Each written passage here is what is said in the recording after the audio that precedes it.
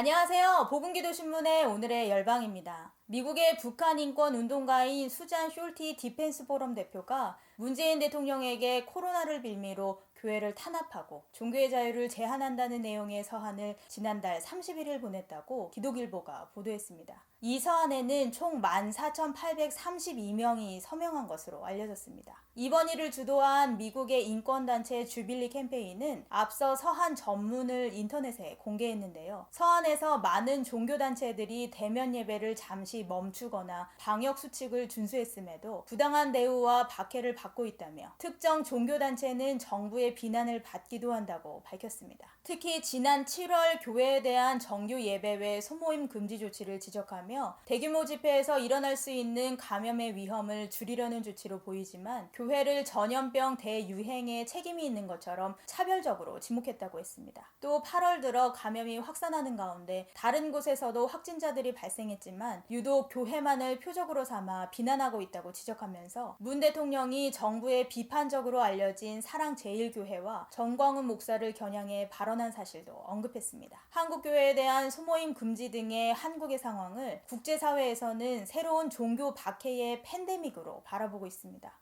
숄티 대표가 제시한 권고사항을 살펴보면 한국 정부와 교회의 상황을 정확하게 바라보고 이야기했음을 짐작할 수 있는데요. 한국 교회도 지금 닥쳐진 상황을 제대로 바라보고 하나님께 기도해야겠습니다. 이처럼 코로나 사태를 계기로 교회들이 겪는 어려움은 한국만이 아닌데요. 박해감시단체인 릴리스 인터내셔널은 일부 국가에서 신앙 때문에 NGO와 정부로부터 식량과 구호품을 제공받지 못하는 기독교인이 있다고 최근 기독교 박해국의 상황을 보고했습니다.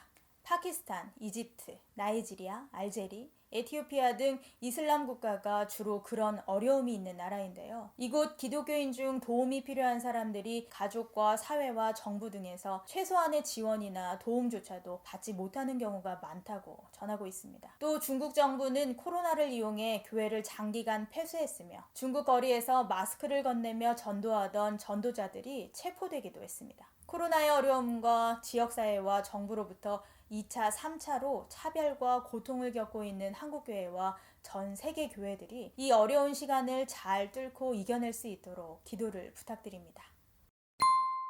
지난 2달간 에티오피아에서 조직된 무슬림 단체의 위장 방문 테러로 최소 500명의 기독교인들이 목숨을 잃었다고 미국 크리스천 포스트가 7일 보도했습니다. 국제기독교 지원단체인 바나바스 펀드에 따르면 이번 공격은 전통 무슬림인 오로모족 남성들로 구성된 청년운동단체인 콰레로 회원들이 주도했으며 수도인 아디스아바바를 포함한 남부 오로미아주의 일부에서 발생했습니다. 이들 무장 세력은 6월 29일 오로모족 출신의 가수이자 저항운동가였던 하첼루 헌데사가 암살되자 이 지역을 중심으로 살인사건을 계획한 것으로 전해지고 있습니다. 그러나 지난 7월 아다네치 아베베 법무장관은 오로모 해방전선에 속한 두 사람이 인종 간 긴장을 부추기고 정부를 전복시킬 목적으로 헌데사를 암살했다는 자백을 받았다고 뉴욕타임즈를 통해 밝힌 바 있습니다. 이 무장 세력은 기독교인 명단을 만들었으며 특히 교회를 적극적으로 지원한 사람들을 찾기 위해 무슬림들이 운영하는 오로미아 지역 당국의 도움을 받은 것으로 밝혀졌습니다. 바나바스 펀드에 제보한 지역 주민들은 콰레로 극단주의자들은 차를 타고 도착했고 칼과 창으로 무장한 채로 기독교인들을 색출하고 학살했다면서 아이들은 부모가 흉기에 의해 잔인하게 살해되는 장면을 목격할 수밖에 없었다고 증언했습니다. 당시 한 오로모족 기독교인은 세례의 표시로 목에 착용하는 실을 뜯어내라는 명령을 거부하다가 참수를 당했습니다. 한편 베일 아가파 지역 무슬림들은 일부 기독교인들을 구하기 위해 위험을 무릅썼지만 정작 경찰 당국은 기독교인들이 살해되는 것을 지켜만 볼 뿐 방관했다는 증언도 나왔습니다. 이로 인해 상당수 기독교인들의 사업체와 주택들이 불에 타거나 파괴됐습니다.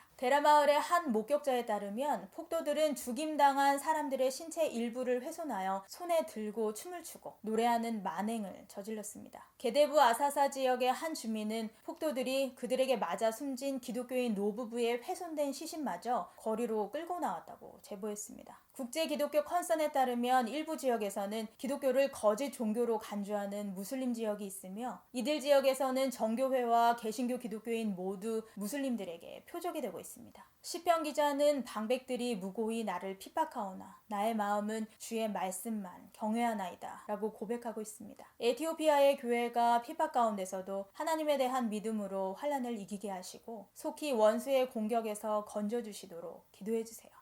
이상 복음기도신문의 오늘의 열방이었습니다. 감사합니다.